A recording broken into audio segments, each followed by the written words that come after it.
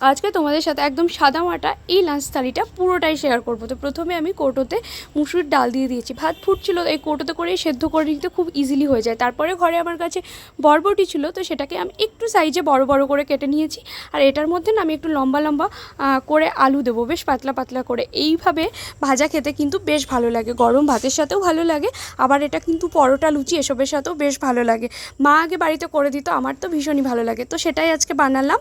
আর এইটার সাথে আমি যেটা করব সেটা হচ্ছে মুসুর ডাল, তো দেখলেই সেটা আমি ওই পেঁয়াজ রসুন কাঁচা শুকনো লঙ্কা ফোড়ন দিয়ে একটু পাতলা করে করে নিয়েছিলাম, আর অর্ধেকটা আমি সেদ্ধ রেখে দিয়েছিলাম। কিন্তু এই ডালটা একটু অন্যরকমভাবে করেছিলাম আমি। ডালটা হয়ে যাওয়ার পরে মানে ফুটে আসলে তারপরে আবার সামান্য তেল দিয়ে স্লাইস করে কেটে রাখা টমেটো একটু উল্টে পাল্টে ভেজে নিয়ে তার মধ্যে যে আমি ডালটা ফুটিয়ে রেখেছিলাম সেটা দিয়ে নিয়েছি। এইভাবে খেতে বেশ অন্যরকম লাগে। আর এই থালিটা একেবারে অসম্পূর্ণ লাগছিল, তো ভাবলাম যে একটা ডিমের অমলেট বানিয়ে নিই। তো দুটো ডিম একসাথে ভেজে নিয়েছি।